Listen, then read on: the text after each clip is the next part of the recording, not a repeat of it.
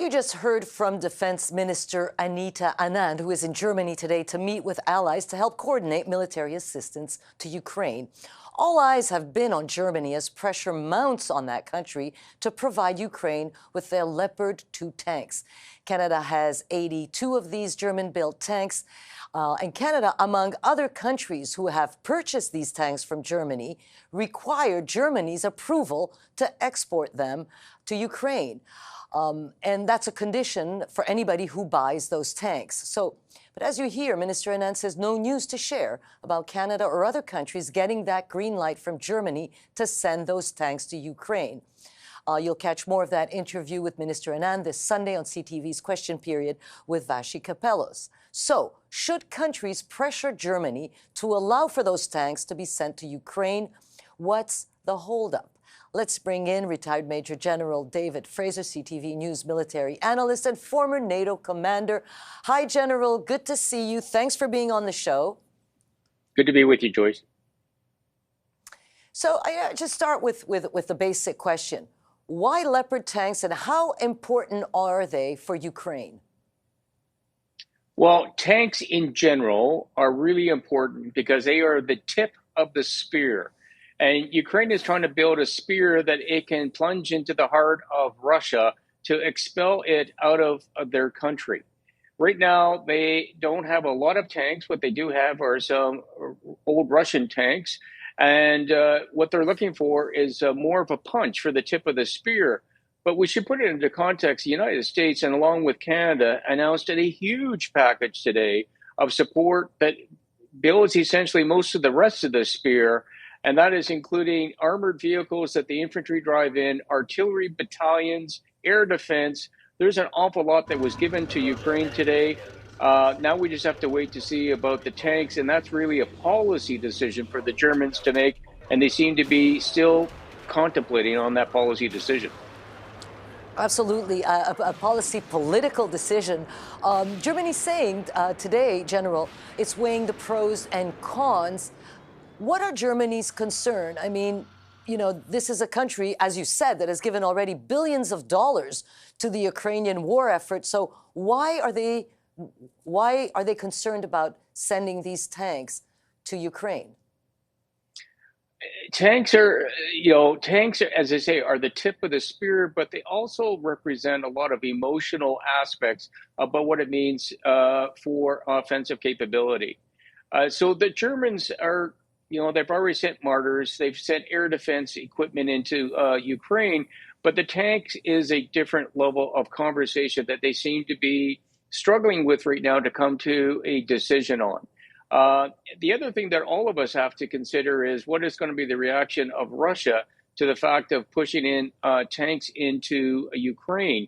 And we are playing a bit of a political chicken game with the Russians to see how far we can push them without getting them going and becoming very silly. But this is, we've got time to do this, but this conversation is still ongoing.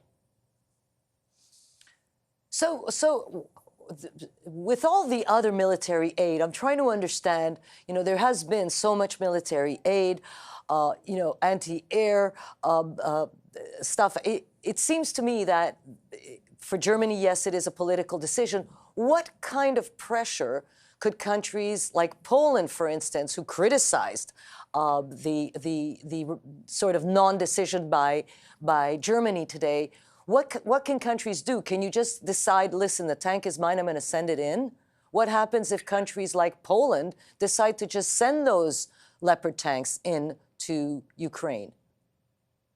Well, they could try, but I don't think it's actually going to happen. I mean, we all abide by rules when we buy equipment, including Canada. We bought Leopard tanks. We have to abide by, we cannot just send them anywhere. There's a rule about that. Even some of the equipment that we buy from the United States, you have to abide by the terms of the contract. And all of us, including Poland, we are all law-abiding countries and citizens. So we're not just going to break the laws just to put ourselves into a political in jeopardy amongst ourselves and in courts. But I got to put it into context. I mean, the Ukrainians are fighting a war. They want tanks. But at the same time, they should acknowledge today they've got so much combat power for the infantry that actually have guns on them now that work alongside of the tanks, they have got a significant offensive capability that they will train to use properly, as Secretary of Defense said today, that will actually give them something they don't have right now, which is that punch that they will need to go after the Russians probably in the spring. And in the meantime, they do have tanks. In the meantime, but they want better tanks, and that's just going to be a discussion and a decision that all nations are going to have to figure out. Principally, probably between the United States and Germany, if they can find some accommodation that we can get Germany on board.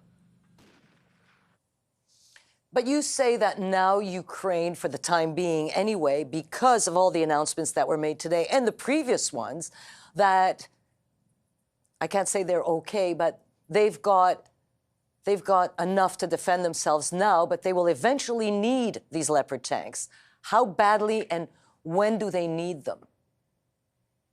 You know, the announcement of air defense, and that has been flowing in for a while now, the announcement, including what Canada, $400 million for one phenomenal air defense system, the Patriot systems that are going in, all the equipment that was announced today will give Ukraine a lot of capability to defend themselves and the ability to go on the offense, even with their own tanks. Ukrainians want even more. They're going to have an insatiable appetite to go and fight the Russians, to try to expel them from their country. But at the same time, we've got to put this into context. They have been given so much today that they are in a far better position today than they were yesterday to defend themselves and to go on the offense to a degree. The question is, how far can they go with what they've had today? And that's a matter of political opinion. But we do still have time, and we're talking about the very, very tip of the spear. But the spear today is a lot bigger than it was yesterday.